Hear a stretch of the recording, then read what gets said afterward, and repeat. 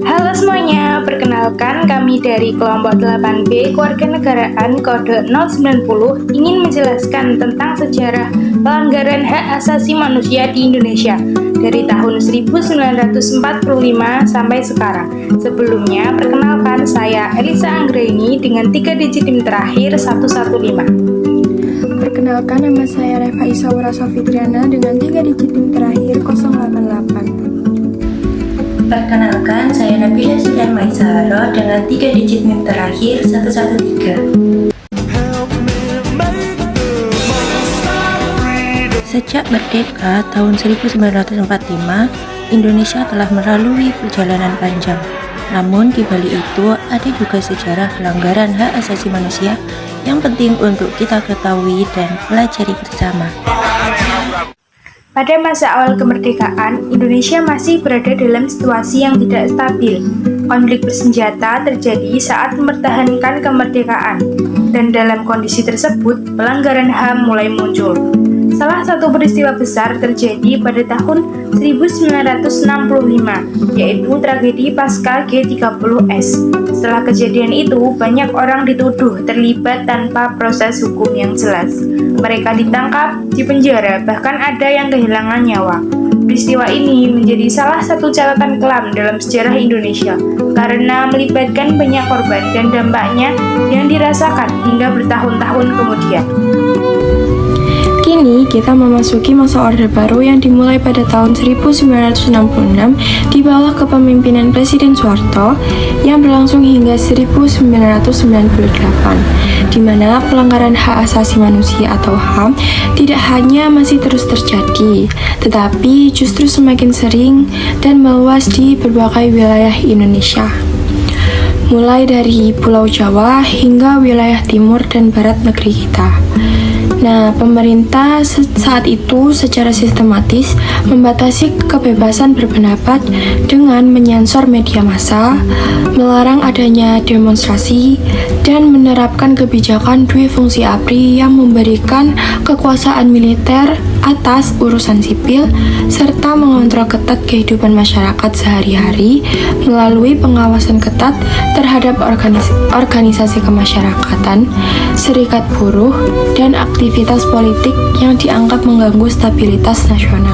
Di beberapa daerah seperti Aceh, Sumatera yang mengalami konflik dengan Gerakan Aceh Merdeka atau GAM sejak 1976, Papua dengan organisasi Papua Merdeka atau OPM sejak 1960-an, dan Timur Timur yang dianeksasi secara paksa pada 1975 setelah referendum kontroversial.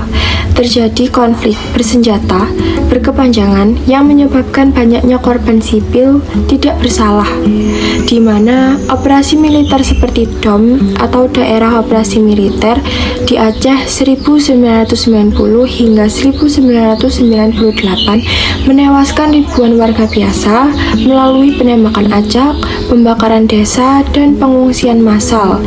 Sementara di Timur Timur, insiden Santa Cruz pada 12 November 1991 menjadi simbol kekerasan dengan 270 demonstran tak bersenjata ditembak tentara di depan mata dunia.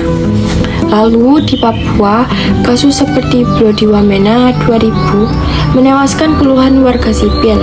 Selain itu, banyaknya aktivitas HAM seperti mahasiswa, jurnalis, dan tokoh masyarakat, contohnya seperti Marsinah, sang buruh yang dibunuh pada tahun 1993, ataupun Wiji Tukul, sang penyair yang hilang pada 1998. mengalami tekanan berat melalui intimidasi, penangkapan sewenang-wenang tanpa surat perintah, dan penyiksaan fisik serta psikologis di tempat-tempat gelap, seperti rumah tahanan rahasia, bahkan penghilangan paksa secara permanen karena dianggap menentang pemerintah, melalui kritik terhadap korupsi, kolusi, maupun nepotisme KKN atau dukungan terhadap otonomi daerah. Nah, situasi ini sangat jelas menunjukkan bahwa pada masa Orde Baru tersebut, perlindungan terhadap hak asasi manusia masih belum berjalan dengan baik sama sekali, karena prioritas rezim lebih kepada mempertahankan kekuasaan daripada menjunjung tinggi kemanusiaan yang adil dan beradab seperti yang diamanatkan Pancasila, sehingga meninggalkan warisan luka yang mendalam bagi ribuan keluarga korban dan tantangan rekonsiliasi bagi generasi kita hingga hari ini. Pada tahun 1998, Indonesia memasuki era reformasi. Perubahan besar terjadi termasuk dalam upaya penegakan HAM. Dibentuklah lembaga seperti Komnas HAM untuk melindungi hak masyarakat. Namun, sebelum reformasi, terjadi ada peristiwa penting seperti penculikan aktivis dan kerusuhan yang menimbulkan banyak korban. Hingga saat ini, masih ada beberapa kasus pelanggaran HAM di masa lalu yang belum sepenuhnya terselesaikan. Hal ini menjadi tantangan bagi Indonesia untuk terus memperjuangkan keadilan dan kebenaran.